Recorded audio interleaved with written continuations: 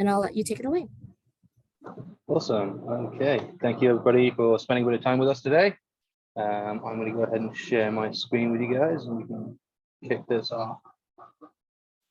There, perfect. Let's just go. All right. So this should be relatively short presentation. It's not super long, but I wanted to spend some time with you guys and talk about kind of what I do here at Digital Airstrike, and just kind of technology and automotive as a whole. So we'll go through a couple different things here.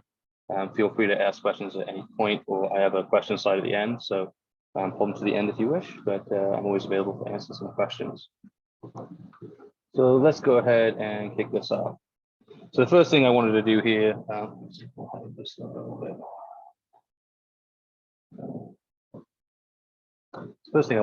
is kind of share with you a quote from Simon Sinek. I don't know if any of you guys have heard of him before, but he's got some great YouTube videos, TED Talks. Real good guy. He talks about being the stupidest in the room or an idiot in the room. So what he says here is, if you don't understand something, ask someone to explain it. Which sounds pretty straightforward, right?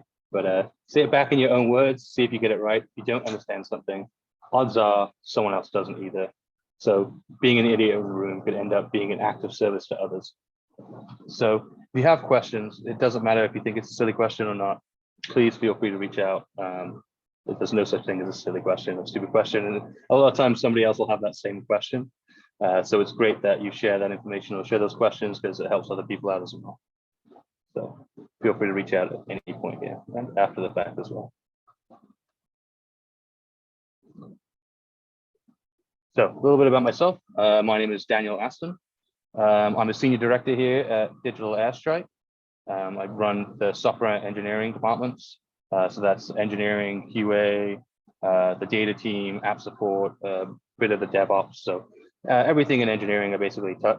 I have a degree in computer information systems. I've been in engineering for about 13 years, a little over 13 years. I really have a passion for just kind of solving problems and being creative with those solutions. Ever since I was young, I found trying to find a way to solve a problem in a creative way has just always kind of got me going, and something I've enjoyed doing. So that's kind of what got me into this field. And I'm originally from England, so if you hear a little bit of an accent, that is what that is. My contact information is down there, so email address if you feel like reaching out, and my LinkedIn as well.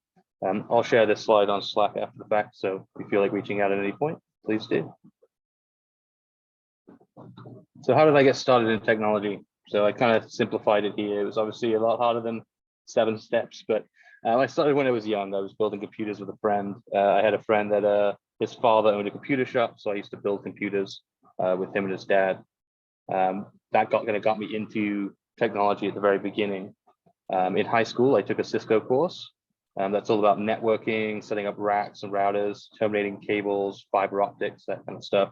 So a lot of fun, and that kind of led me to realize that technology is the future I wanted to do. So I went to university to try and get a technology degree. Originally, I was going to look at networking because it's a very, very interesting thing. You can make a lot of money doing networking, but eventually chose to do programming. So I got a degree in computer information systems with an emphasis on web and application development. So that means in my career at school, I spent most of my time, I got to do a lot of the different pieces, databases, a bit of DevOps, getting some cloud work, but I mainly focused on programming as a whole. In school, I mainly did C# as a language. While I was in university, I went to work with FireDog. If you're not familiar with FireDog, they were Circuit City's geek squad, if you will. Circuit City is no longer with us, but I ran a team with the FireDog as FireDog technicians at Circuit City. So that's kind of how I got my foot in the door in getting a technological job. When Circuit City went out of business, I got into tech support for a small company in the self-storage industry. We were supporting a kiosk. It was like an ATM machine that allows you to rent a unit, pay a bill, kinds of stuff like that, automated. So I do support on that, fixing printers, fixing the software, bill acceptors. And then while I was in university, I spent the whole time trying to network. So I went to all the job fairs, network with the people that you're in school with, right? Because sometimes there's people that are new, fresh out of high school, trying to get degrees, but there's also people going back for their doctorate or masters and already in jobs. So reach out, talk to people, apply places. That's what I did. And that got me multiple opportunities from actually going to a job fair I got a job offer both at Safeway and at the FBI. I ended up talking to the current company I was working with that I was doing tech support for, and realized that they needed more engineers. So they jumped on the opportunity to promote me into engineering, and that's kind of how I got my foot in the door. Once you get in, it's all about growth at that point. So you continually grow your career, and that can be done in multiple ways. I used to love building things. So I used to try and invent stuff or create my own software. A long time ago, when I had a roommate and I was still in university, we built our own, almost like a Netflix. I built little website startups that I thought were cool ideas that, sometimes they fizzled out into nothing, but the experience of building it teaches you a lot. You continue down advancement paths. So try and look into what you're doing today and say, hey, what's the next step and how do I get there? How do I go from a junior to a senior developer? How do I get into architecture? And then continually grow your skills, because if you are going to get into technology field, technology changes rapidly. So there's always new packages coming out, there's new coding languages coming out, new standards and things that are available. So you really have to stay up on your skills. For example, like I said, when I started in university, and even when I graduated, I was doing C# and ASP.NET programming. And for my last programming gig, I was doing all front-end languages like a React. So I learned those skills, I adapted, and I moved around. You'll find, especially in programming or technology as a whole, but programming, depending on which languages you do, is kind of the things that you'll code. And we'll get into that a little later. But that's kind of my journey into technology and how I got to where I am today. So I'm a senior director, but what does that mean? What do I do? So I'm sure you've talked to other presentations here, and they're all high up people. So they're all mainly about managing people and managing teams. Okay. Now there's a lot of other stuff around that. You can see some of this is pinpointed out, but the majority is managing your team. You got to make sure you have the right people, they're motivated, and you're encouraging them to grow. When you bring someone on as an engineer, a product owner, a QA analyst, whatever it may be, generally they want to get somewhere else, right? They want to become a senior, they want to lead a team or move to a different department. You have to, as a director here, be able to not only manage people, but manage their growth and allow them to advance and get to the next level that they need to go to. You have to set standards, their best practices, make sure code reviews are happening, unit tests are happening, and when people are writing code, they're doing it in standardized formats, and providing technical guidance along the way. There's a lot of times people try something new, right? So I have engineers that maybe haven't gone into certain parts of the Azure cloud that I have, so I can explain those things to them and give them guidance on better ways to build applications. Finally, one of the last real things you do as a director is you work heavily with the business and the other C-level execs, the VPs. So I'm constantly keeping them updated to make sure they know what's going on, making sure our roadmaps and our direction is matching the company goals. And it's all about that kind of communication that happens between an engineering and the business. So that's a lot of what the senior director does, or director level person does. VP, kind of similar, depends on the organization structure. But that's pretty much my day-to-day there, is managing people, managing processes, and just making sure we're staying true in the direction we need to go on. A little bit about Digital Airstrike, where we work. So I work for Digital Airstrike. We do a lot in the auto industry. Say about 90% of what we do is auto. We do have other verticals, healthcare, for example, but majority in auto, which is a fun field to be in. We have multiple offices, lots of employees. That number is probably low now. I know we've just hired more, so 160 is probably low. But we do a lot of touch points with consumers and with clients, our dealers. And as you can see, we kind of influence a lot there. Over 7,800 partners, 5 million leads generated. So we do a lot. We do some things in other locations, but mainly in the US and mainly in auto. Just to pinpoint a couple I'll show here, but here's some of the awards that we've won. Haley, if you're in the call with us, you can thank Haley. She's been doing a great job of getting us noticed, but we've won multiple Dealer Choice Awards, Greatest Place to Work, Best CEO. There's lots of different ones, multiple years in a row. So we do a lot of cool stuff here, and it's nice that we get recognized for it. Finally, here a little bit about our team. So this is some pictures, some of the fun stuff we do. Most companies do nowadays, but we try really hard to have fun along the way. We just actually got back from Vegas. We had a big show there. That's kind of the picture towards the top middle there. That's the NADA show that we were just at. We've been to England for New Year. Richard Branson's Private Island, axe throwing fun night. So our team's pretty big. We have a lot of fun. We try to go lots of places. Feel free to check out careers there at digitalairstrike.com/careers. I know we have a bunch of open positions, so feel free to reach out. But that's a little bit about our team and some of the fun stuff we like to do. So a little bit about technology in automotive. A lot of times when people think about technology, they think of the car itself, but there's a lot of stuff along the way that happens, interaction with clients, interactions with customers, that is really handled by technology. And even more so the past couple of years with the coronavirus and everything that's happened, people don't necessarily want to walk into a dealership like they used to back in the day. So there's lots of different touch points that we hit on, advertising, credit running, AI chatbots, lead response, there we go. So there's a lot of different points that you hit along the way that are all technology driven. So being able to build or provide solutions that can help the customer or help the client is a win-win. Just to give a quick overview here, I think there's about 36, Google did this, about 36 different touch points for a communication when somebody buys a vehicle. We hit, it says 29, I think right now we hit about 32, we've grown a little bit. So about 32 different touch points. So you can see how technology over time has influenced the sales process. You know, people are now searching on Google, they're watching YouTube videos, they're seeing ads, getting credit checks, they're reading reviews, lots of different things they're doing here. I mean, you can get on the lot now and just having your mobile phone on you, it changes the experience completely. So you can take a look over this a little later, but there's multiple cool touch points that we do, and that continues to grow as technology adjusts over time.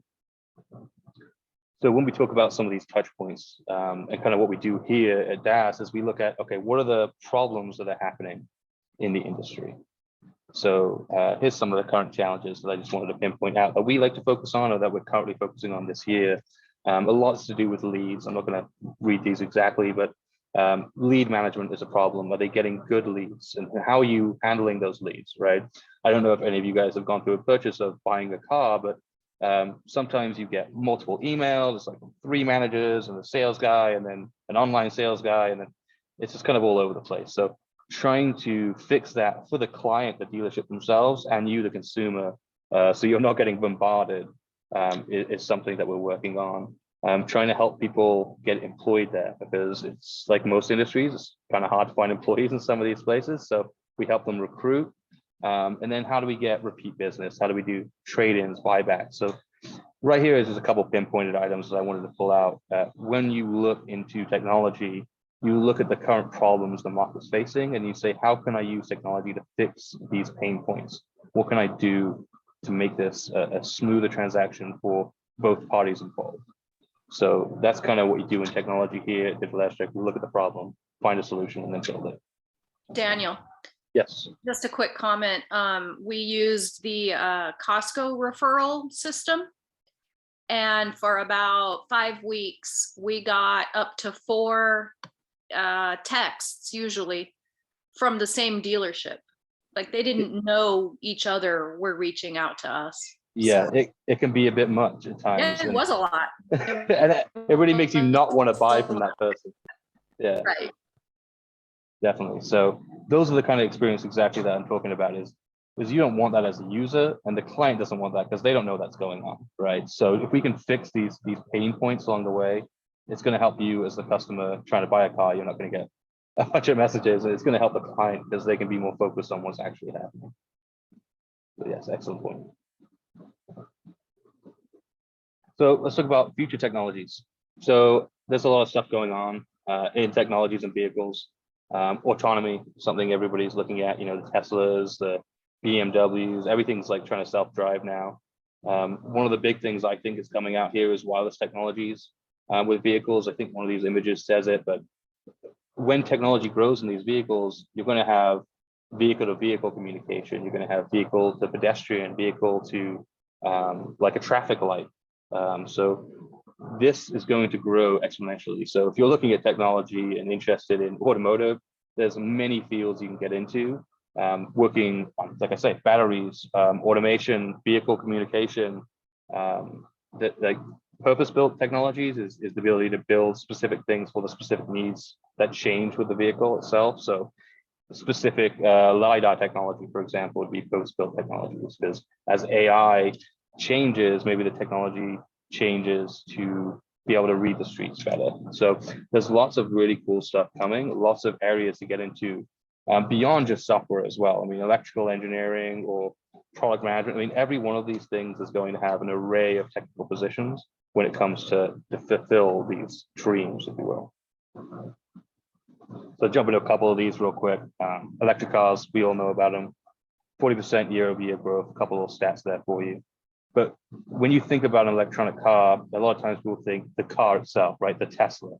But there's a lot more involved with that, right? You've got the charging stations. You've got the way the charging station and the car communicate to each other, the way the charging status is communicated to the customer, the information that's gathered the whole time that's communicated back to the manufacturer. So there's a lot of different technical touch points there that are going to grow over time, right? I mean, obviously right now you may spend half an hour charging your car, you may spend an hour, but you want to be able to watch that maybe on your phone. Maybe you want to get a ping or notification when it's fully charged or when something's happened. The dealer wants to know how often you're charging that battery. So that way they know, hey, you've used this much life of your battery and we can do something about that. So electric cars, you think of just a vehicle, but there's a lot more going on in that. And this is growing exponentially. I mean, obviously, I think you will see electric cars is kind of where the future is going. Along with that, we all know self-driving. I think you guys are all in Arizona, but there's Waymo out here that does the self-driving. I mean, here in Scottsdale Road, I see a lot of the cam cars that are driving around, just mapping all the streets. So autonomous cars are coming. And again, there's lots of technology involved in that. Beyond just the self-AI mapping of the streets, how those vehicles share information and talk to each other is going to be a drastically big thing as well. So a couple stats there as well. It plans to grow to 60 billion by 2023. Over 80 companies are working on over 80 companies are working on this technology, and they're all working on it independently. Some are doing shared technology. So there's lots of opportunities in that field as well. And finally, this one's a little crazy, something we've all been waiting for, with flying cars. We've been promised this for a long time. So it's nice that soon there will be such a thing, even though it may just be a recreational vehicle. That picture right there is the Jetson 1. I'm not sure if any of you guys have heard of that yet, but they actually are going into production. They've sold out of their 2022 production. I think last I checked, they had about 287 pre-orders for 2023. It's a flying car, right? So, I mean, that technology is there. And I mean, it's more of a recreational vehicle. Think of it more of like a quad bike or a sand dune or something like that. But these technologies are changing. I mean, if you look at that flying car, there's technology in the hardware, there's technology in how that communicates to each other. There's technology that the user's using, probably like a tablet or phone there with a UI on it. Technology is never going away, and there's a lot of it to do with vehicles. Air cars, another one I wanted to point out. They're going a completely different route where their flying cars are going to be fully autonomous. The goal being you just get in it and say, take me to work, and it takes you to work. So technology is growing exponentially. And in vehicles, you're going to see that more and more and more. And I think you see that today with the 360 cameras and the parking sensors and all the other kind of cool stuff that's coming on with cars. So a little bit about technology at Digital S, right? So we're not building cars. So we're not doing some of that crazy stuff. Some of it, we're doing some pretty interesting stuff, but not necessarily flying cars. So a lot of the stuff we do is to help consumers and our clients, and just to really bridge that gap in the problems that they face when communicating to each other or sharing information. So a lot of our apps are built, front-end apps are built in React. React is a front-end language. It's a JavaScript extension. Real light, really awesome to work with. If you're looking for a front-end language, highly recommend React. It's, I would say its competitor is Angular. Also great. Angular is more of a framework where React is a bit more light. It's an extension. So you can kind of go around things a little bit with React, whereas Angular, you have to do exactly the rules of Angular. So we utilize React for all our front ends. We utilize Node.js for our backends for our applications. Node.js is another JavaScript backend language that allows you to build like kind of the APIs for business logic. And then we use C# for all our microservices. So we build specific APIs that are going to be shared. So communication, for example, review data, inventory. So anything that's going to be shared across multiple apps, we build what we call a microservice, which is its own API, but then other things can consume. You may wonder, why do you want a microservice? What is a microservice? Well, the point of a microservice is, let's say I wanted to send a text message, okay? There could be 20 different companies out there I could work with to send a text message. But let's just say we pick whatever, company X, right? So I'm using company X to send text messages. If every one of my apps is hooked up to company X, if I want to change that text message service, I now have to code against all my applications. Whereas if I use a microservice, that communicates to company X and all my apps communicate to the microservice. Therefore, if I need to drop that company and switch companies, I'm only switching it in one place instead of multiple places. So that's what you utilize microservices for, and build these little custom APIs. And that's what we do C# for. On top of that, databases. We mainly use MySQL and MongoDB. They're two completely different types of databases. I'm not sure if any of you guys are familiar out there, but SQL Server we use generally for our bigger data. So our data lakes, data warehouses, data lake houses, that's all going to be in SQL. And generally the C# APIs will communicate with that SQL, or we have like a Power BI reporting analytics tool over the top that will communicate with that. The MongoDB is more for the apps themselves. So when you have a chat system, that's going to be using the React node, and then that will communicate to a MongoDB. And that's kind of just like a light document-based database for the apps. The Node app will generally communicate to the C# microservices too, but database-wise, it will only ever use the MongoDB. Difference between the two: SQL is more of a relational database. MongoDB is what they call a document collection type database. I'm not sure if you're familiar with JSON models, but MongoDB is more like a JSON model where it can have models that have different values, like name values, key values, whereas SQL, it's all going to be the same, right? It's rows and columns, and then relational databases, so they join together in a relationship, versus Mongo, which is more of a non-relational and can be anything. Two different collections could be completely different. And finally, cloud-wise, we use Azure. So back in the day, hosting was all local. You'd have a server sitting in an office somewhere. When you got big, you would hire a data center and put your stuff over there. But in the modern world, we use cloud systems. There's three big ones. I'm sure you know them: the Google Cloud, Azure, and AWS. We have been in multiples, mainly from acquiring other companies, but we plan to go mainly Azure. We are generally in the Azure cloud for that ecosystem. They're all generally the same, slightly different techniques, terminologies, but they all pretty much do the same thing. Azure is the one that we chose to go with, and it's been strong for us so far. So one thing I wanted to bring up, I'm sure some of you are interested in coding, but I wanted to bring up something here that not many people think about, and there's a difference between a programmer and an engineer. Okay, so when you work for, and it's not all the time, but a lot of times if you work for a massive company, if you work for the Google, if you work for the Amazon, generally, especially entry-level jobs, you're going to start as a programmer. So what do I mean by that? A programmer is generally given a task, write a function that accepts 1, 2, 3 and returns X, Y, Z. You can build a function, they expect it to be certain speed or whatever, but that's about it. You got to build one thing. You may not know what it's used for, where it went. You just had to, there's a task, build this function.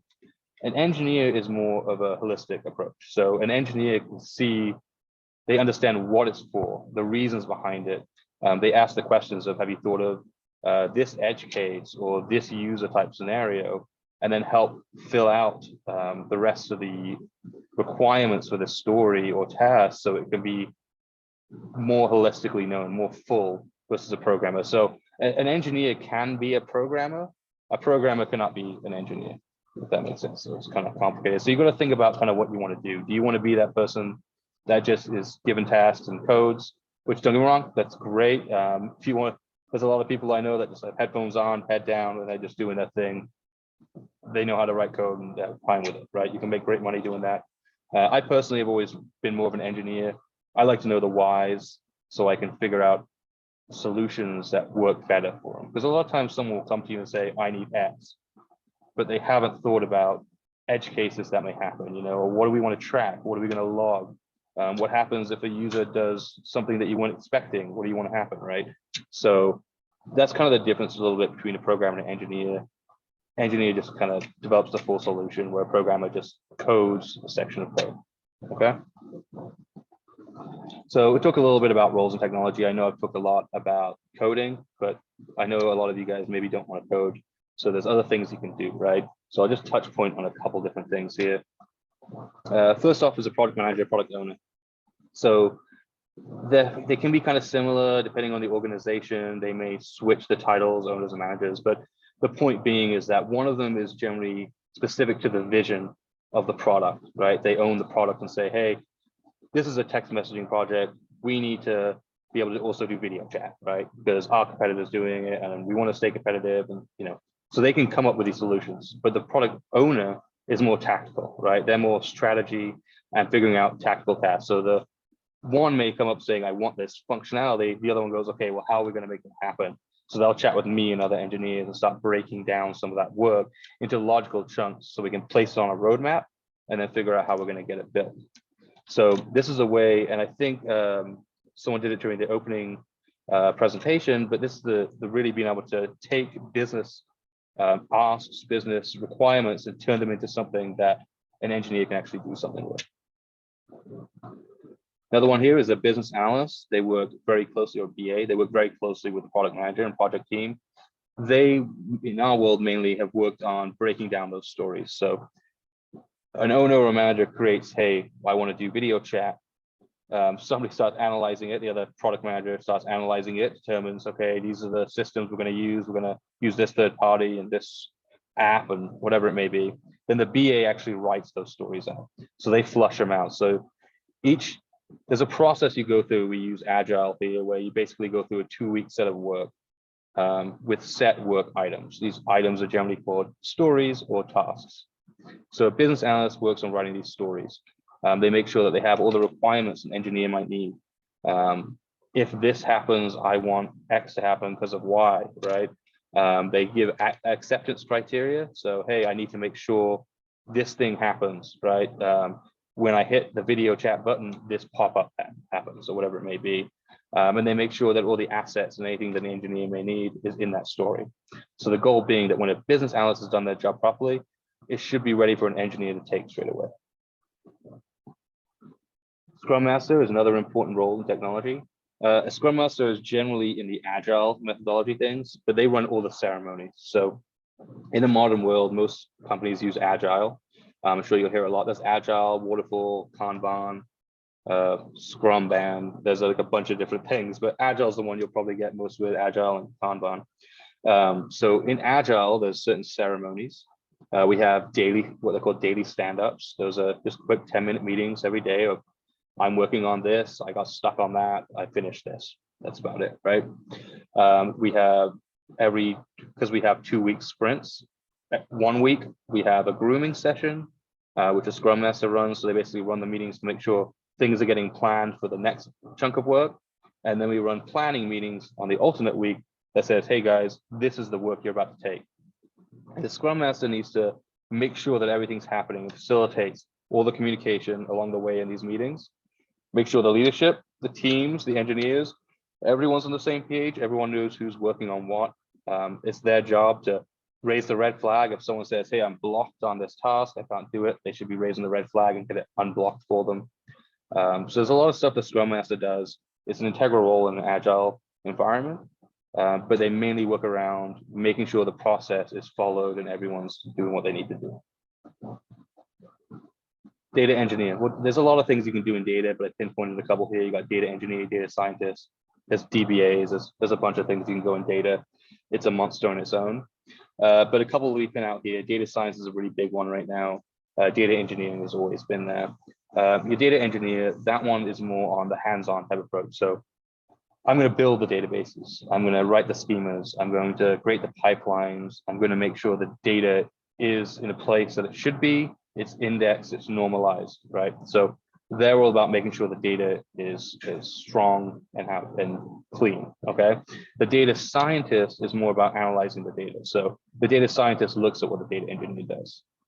So if you think about back a couple slides where I showed the stack of digital airstrike, and I showed you the MySQL, or the SQL server rather, the data engineer would be dropping all the data into the data warehouse or data lakehouse. A data scientist would then be using an analytical tool over the top to be able to read that data. So they're using a Power BI or whatever they may, SSRS, whatever it may be, to then read the data to be able to give us actionable items based on it. Then we've got engineer developer. I've kind of talked about this a lot, so I'm going to go this quickly, but engineers actually write the code, right? So they get the tasks, they generally have a couple of weeks worth of work, they go through them, they build what needs to be built based off the specifications. It could be a web app, could be a desktop application, mobile application, watch app, whatever it may be. Engineer is the one that actually does development. Then we have DevOps. DevOps is development operations. So generally what they do is they're going to manage the cloud. They do a lot of the CI/CD, which is building pipelines, and building code pipelines. Yeah. Continuous dependency, continuous injection, yeah, off the top of my head. But anyway, continuous integration, continuous development. But anyway, a deployment. But it basically allows you to push code to your environments, the dev environment, staging environment, production environment, like a push of a button, and it compiles, builds, runs your unit tests, make sure everything passes. If it all passes, it hits a gate, what they've set up, and then usually a release engineer or a lead like myself will approve the gate, and then it goes into production. So DevOps is in charge of that whole setup of setting up the pipelines, making sure the servers are running as they should and optimized in terms of space, and just kind of controlling the cloud and the cloud cost. One I didn't put in here that is becoming more known now is DevSecOps, which is more security operations, and they're doing more of the compliance, the security side of things, SOC 2 compliance, that kind of thing. But I did not write that in the slide today. Next, UI UX. So there's kind of two sides to this. You could be a UI UX engineer, or you could be a UI UX designer.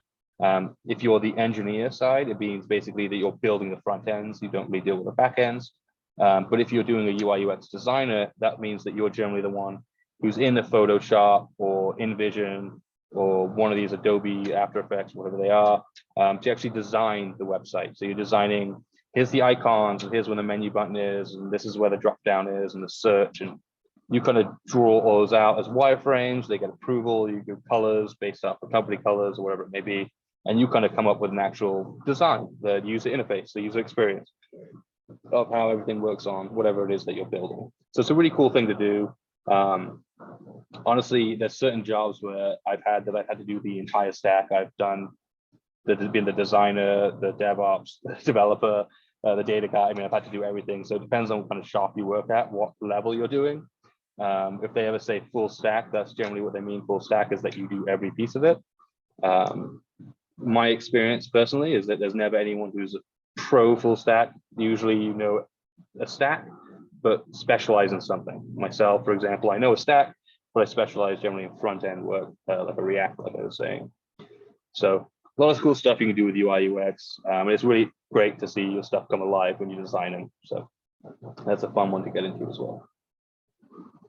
Finally here, I think the last one, we've got QA. That's quality assurance. So those are the people that test the application. So if I build the ability to do video chat, I end up pushing it to a QA department or a quality assurance team, and they run all the tests on it. So they go through, they're going to manually test it, go around clicking. They're going to build automated tests, right? So they can hit a button and it will run through a real quick set of tests to make sure everything runs the way it should.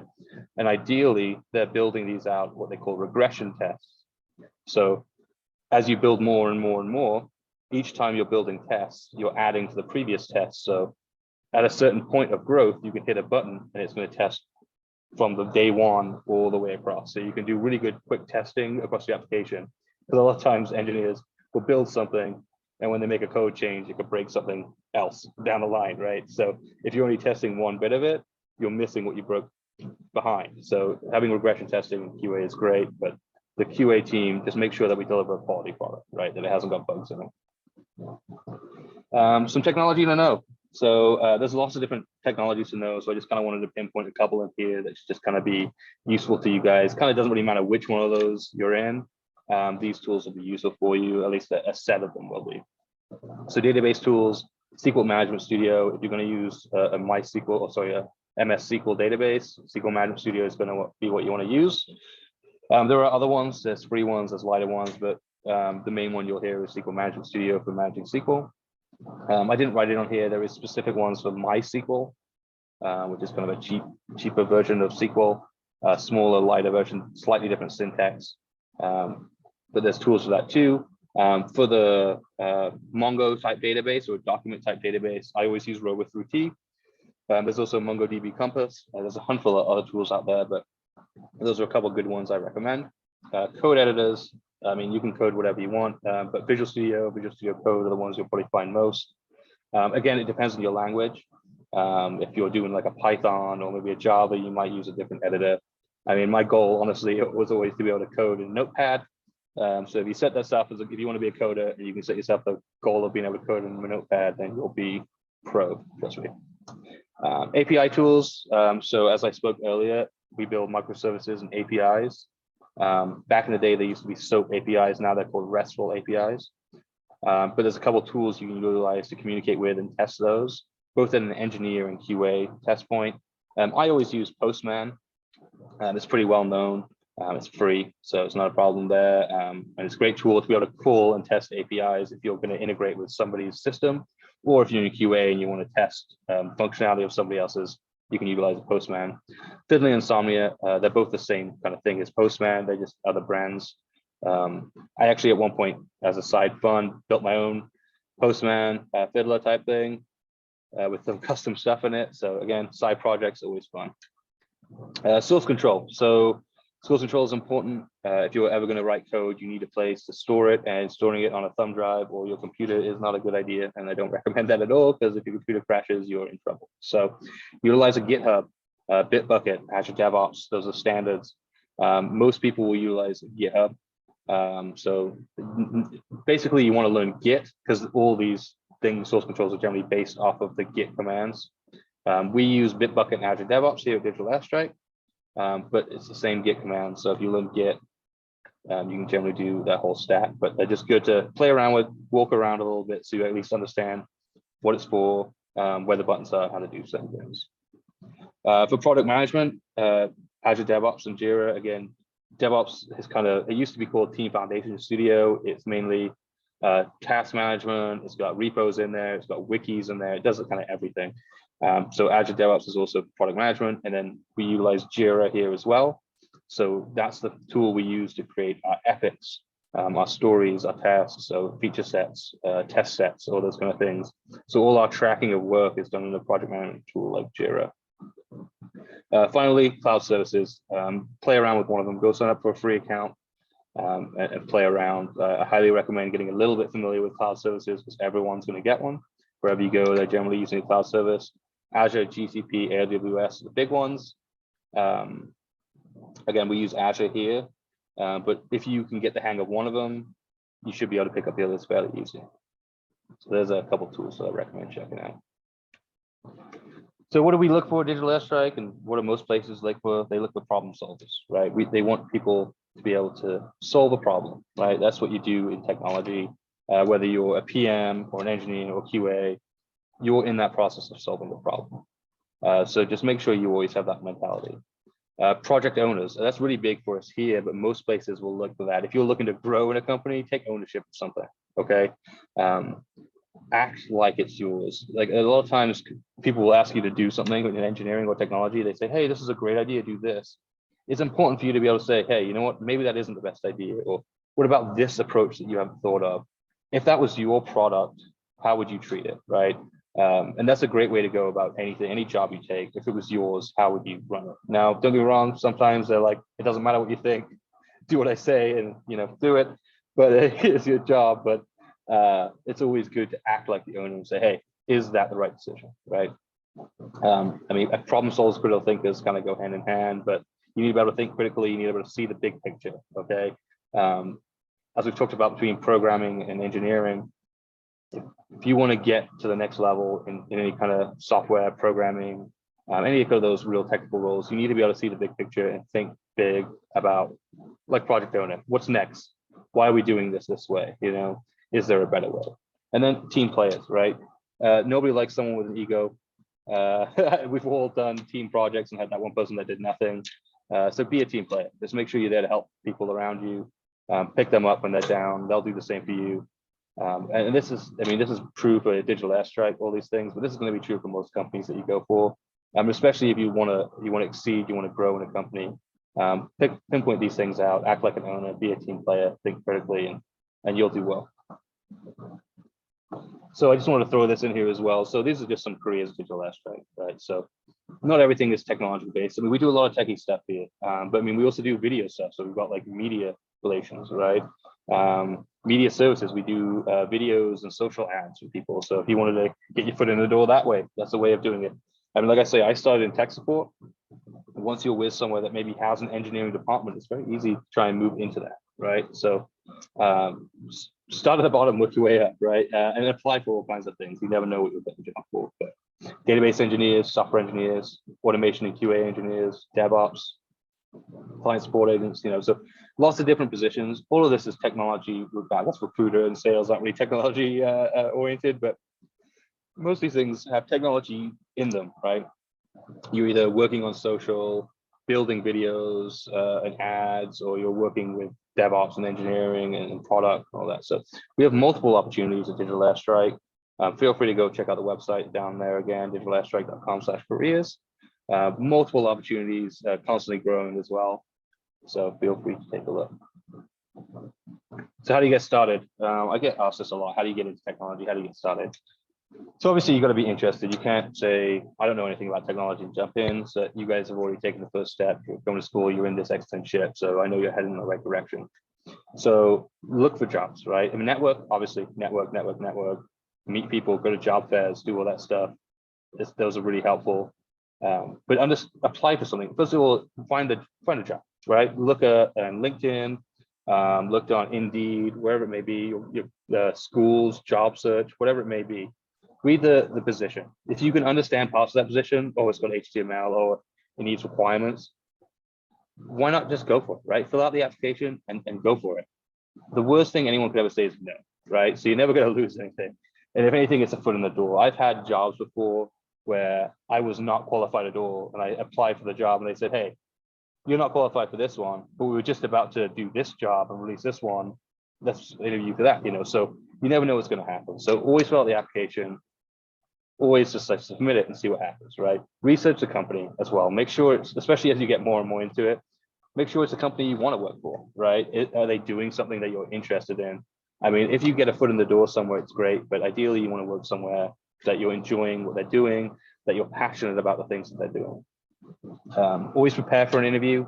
Researching the company is a big part of that. Look at the products they do. Read over the position requirements again. If they're asking for something maybe you don't fully understand or don't know yet, Google it, read some info on it, be able to just speak a little bit about it, and that looks great. And then always ask for feedback. If you don't get the job, be like, hey, you know, what could I do better? Where did I go wrong? What could I fix for next time, right? It never hurts to ask for feedback. Maybe they give it, maybe they don't.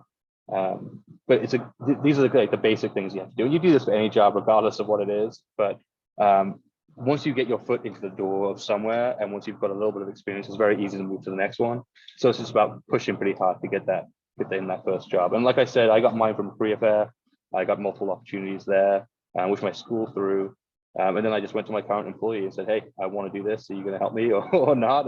And they said, yeah, let's do it. So it never hurts to just kind of throw it out there, right? So just start applying. It sounds silly, but that's generally the best thing to do. So I think that's about the end of my little presentation here. A little shorter than an hour, but thank you all for the time today. And I guess any questions or anything anyone would like to chat about? I have a question. Hi, it's Diane. I have a question. As you were going, when you were talking about the engineer position, like the software engineer, it almost sounded like they were a business analyst. Did I get the wrong vibe there, or are they a lot alike? So the business analyst does kind of spec out requirements, but it depends how technical they are. A lot of times an engineer will still look at it, right? So here at Digital Airstrike, for example, a BA may write the initial story, but they'll shoot it over to engineer and be like, hey, this is coming up for grooming, will you take a look? And the engineer generally has 10 questions on it, right? Hey, did you think about this edge case? How is this going to affect this other program that you didn't think about? Or what if a user comes at it this way or something, so it's always good to have an engineer's perspective on things. And generally a lead will take that thing, which depends on the size of the company. We're kind of not massive here, so it depends on the availability and the resources we have. We will kind of look into that, but engineer's perspective on stuff is always good because nobody really knows the product better than the person that wrote it, right? Got it. Thank you for that. And Of course. by the way, I really enjoyed your presentation very much. Lots of data. Actually, a lot of the questions I had, you already answered. So thank you, though. Awesome. Thank you. Yeah, this is cool. Again, if you don't mind me just saying so, wow, this is really fantastic. You covered such a big picture, and Nan, for whatever it's worth, put him on day one because this gave me the perspective, right? Like filled in so many blanks, and yeah, just gave me a structure for all these terms that we've been tossing around, for days. So Daniel, it was really well done. I appreciate everything that went into putting this together. Thank you very much. Thank you. Yeah, of course. It's fun to put together. I'm glad I managed to answer a lot of questions for you guys. Any other questions, comments, or anything that you would like to add? Hi, Daniel. This is Leah. And Yes. I was wondering, what are the biggest challenges that you face in your career? Good question. So it depends on which part of the career you're talking about. Early on, the challenges for me was because the first company I worked at was a relatively small company. I was one of 3 engineers for the whole company. So we didn't really have many people to rely on when it came to making certain decisions. So one of the biggest challenges I had at the beginning was making sure I made the right decision when building something or making a decision on what services I was going to go for. I know a big regret I made one of the first companies I worked for is we built a system and they wanted it to be kind of somewhat customizable. So I ended up going with a content management system, also known as a CMS. It's kind of like a WordPress that allows you to build a website but then have drag and drop elements so an engineer doesn't have to do all the work. So I decided to utilize this one CMS for this software that I was building, and it turned out pretty good to begin with, but over time it became so bloated because of the CMS, it was more trouble than it was worth. So at that point, I really regretted ever using that system. So making certain business decisions I had to make at the beginning of my career was probably some of the most challenging things that I did. And you'll talk to any programmer or engineer or product person that you've ever talked to, we all make mistakes, right? So we build something and we look at it a year later and go, man, why did I do this? And then there's also like software I built where I come back to it a couple of years later and you're like, how does this even work? I don't know how this works. So there's lots of mistakes you learn like that early on in your career, but you're constantly growing in technology. There's never a stopping point.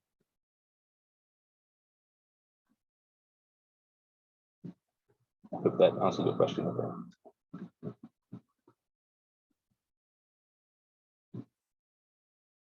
Any other questions? I have a couple other questions, if you don't mind. It's Diane Yes, again. of course. So I'm wondering, do you have any internships? I really love what your company sounds like, for one. We have done an internship before, so I think we'd be open to doing it again. It depends on what kind of internship you're looking for. The last intern I personally had was a Python developer, but he was like kind of still in school, so I walked him through a whole process of basically the whole process of building an application from start to end. We got together, we figured out requirements, we built out a proposal, we got that all approved, got UI marks approved. Yeah, we did everything. So he had a really good experience doing it. So I would be interested in doing it again for sure. Sounds awesome. The other is, do you have any in-house learning like lunch and learns or workshops or anything? We used to prior to the whole COVID stuff. So we're trying to pick that up again.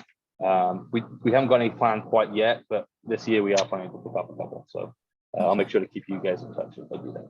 Okay, last question. Sorry.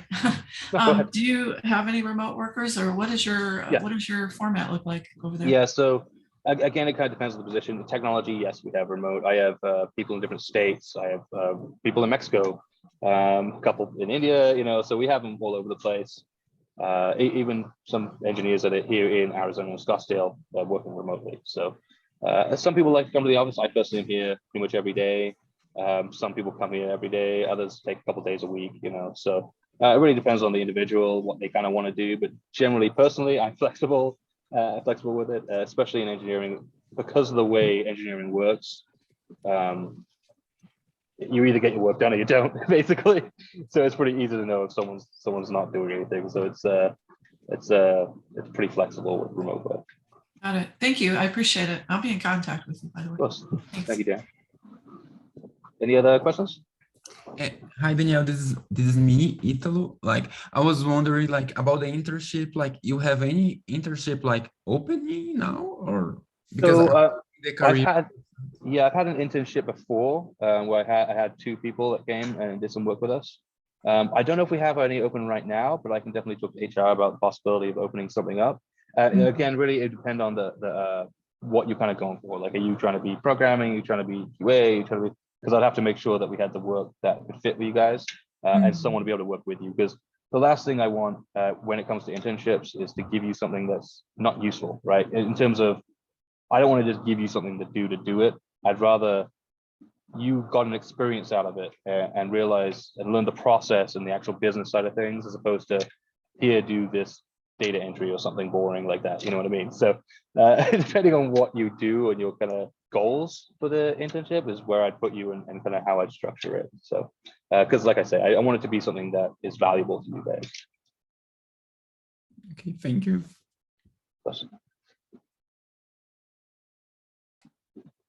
Any other questions? Sure, I'll jump in if I may, please. This is Maria. And I'm interested in knowing what about technology excites you regarding future technology or advances in the industry. Well, that's a great question. So there's a lot of cool things about technology. I mean, technology, I've always been excited with technology, and there's a lot we can do with it, and there's a lot can go. It's hard to predict, honestly. If you would have asked me, 20 years ago, if there were going to be some crazy cryptocurrencies and NFTs running around, I would have laughed about it. But look at where we are, right?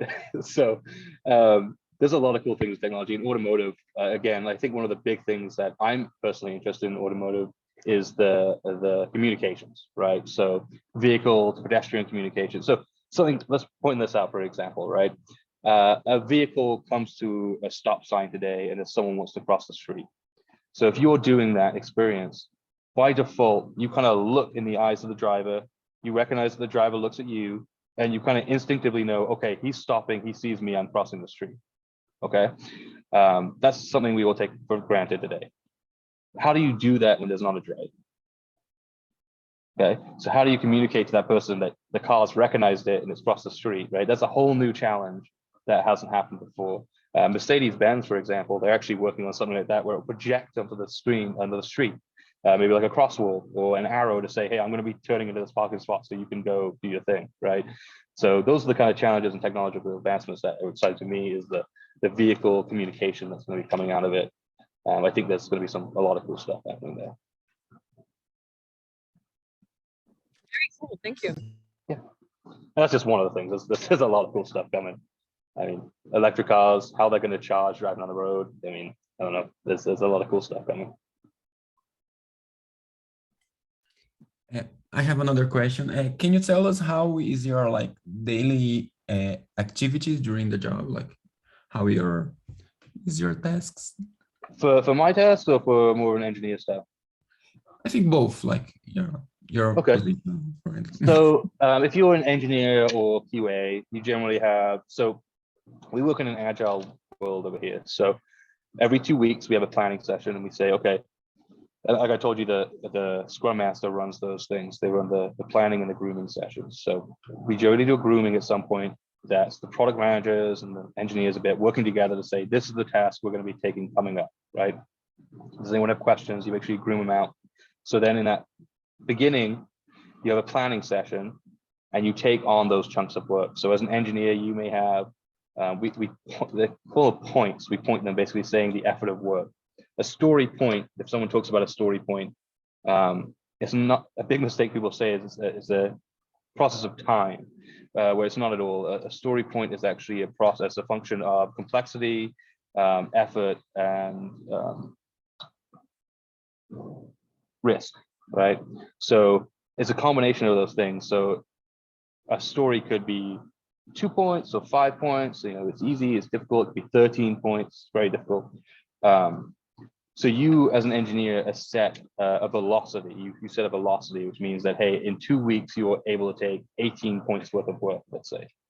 That's your velocity as an engineer. So you would take a certain amount of tasks that equal those 18 points. That could be 3 tasks, that could be 8 tasks, whatever it may be. And then your job for those 2 weeks is to complete those 8 tasks, right? And you move them through a process of it's ready for development, you move it to in development, you start coding away, you push it to code review, so another engineer checks your work, and then it goes to QA. QA does their testing on it. They run through a bunch of tests, build the automated tests. If everything works fine, it then goes into ready for deployment. So it's just a process of working your tasks through that. Sometimes they'll come back from QA, you got to fix it. Sometimes a code review, someone says, hey, there's a better way to do this, and you redo it. But that's the general process for an engineer, and you have 2 weeks worth of work. So you're just kind of working through that, heads down. Use the grooming sessions. Those are what help you figure out the why, the what, the how, right? And the planning sessions are just, okay, I'm ready to take this work on. Every day you have about 5 minute, 5-10 minute meeting with the Scrum Master, depending on your team. And it's basically like, what did I do the last 24 hours? What am I doing this 24 hours? Do I have any blockers? So that's the life of an engineer. It's pretty simple. You basically have a set amount of work and you do it. There's some nuances there. Sometimes they get pulled into meetings by product managers where they're trying to figure out roadmaps of other products or have questions about something. That'll happen. But generally, as an engineer, your work is pretty straightforward. And QA kind of goes along that same stretch, but it's just the QA world. They're just testing. So that's the majority of dev QA. DevOps has a similar process. They don't really work, and same with data, they don't necessarily work in a 2-week sprint. They use what's more of a Kanban approach, Kanban, Kanban. It's more waterfall-ish and reactive. So they just have a backlog of work items and they take them as they come, right? So one came in as a high priority, they pull that in, they work through it, they pick up the next one, they work through it. So that's kind of data. They have more of just a backlog of work items. Sometimes they get asked to pull data or do a report or whatever it may be. That's in their backlog. It's prioritized by a product manager. And then they're just taking it as it comes. My world is 99% meetings. Unfortunately, I spend a lot of my time just on meetings, trying to figure out strategies. What partners are we going to work with? What services are we going to hook up? Or if I want to do text messaging, there's 50 different companies. Which one do we want to go with? Why are we choosing that one over that one? Benefits, pros, cons. How long is it going to take to integrate? How are we going to integrate it? That sort of stuff kind of I work on. I work with the VP of technology. I work with the CSO, a bunch of other C-name executives, and make sure that everything that they set company goals, right? We want to make $100 million or whatever it may be. I have to, with product, make that happen, right? So, okay, you want to make that much money, then I got to build a new product because we got to make more money. And how's that product going to, what's it going to be? What's it going to do? I work with product team, with the business owners, everything to try and build that together. So I'm kind of, it's like you say director, it's like an orchestra, right? And I'm just directing an orchestra. You go do that and you go do that and I'm doing this and I make sure everything is flowing together and staying smooth and we hit our deadlines. So that's kind of my day-to-day is lots of, like I had like 12 meetings today. So I've been in and out of meetings all day. So once you get into the management side of things, it's more about the planning and making sure that you're reaching the goals that you set out to for the company. That was long-winded, but I hope that answered your question. Hi, Daniel. My name's Jackie. I appreciate all the detail. You have a lot of industry knowledge. One of the questions that I've been kind of racking my brain with is if, Myers-Briggs is kind of a personality test / process. Are you familiar with any resources that would help someone navigate their natural ability into the best fit within the technology spectrum of employment? I mean, honestly, I'm never a fan of those kind of tests, personally. So you were asking, were you talking about like your mindset? You're trying to change the way you're thinking? to be Well, more I'm programmatic? switching Or- industries, I'm a career changer and Mhm. I'm trying to figure out the route I should put my investment of time in, and whether I should, right now I'm working on CompTIA A+ certification. Mhm. I have Security Plus and Networking Plus scheduled.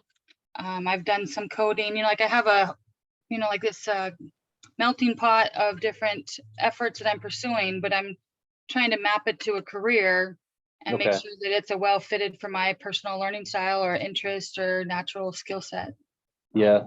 I honestly, I'd probably have to get to know you a little bit better, because a lot of the things I've written out here, all the technology positions, they all kind of have different needs, right? So it really depends on what you're looking for and how I can direct you about that. I tell you what, if you on the Slack, ping me and we can have a little chat about that, and I'll happily help Oh, you out. sure. Thank you Yeah, so much. I because that's appreciate probably your a time.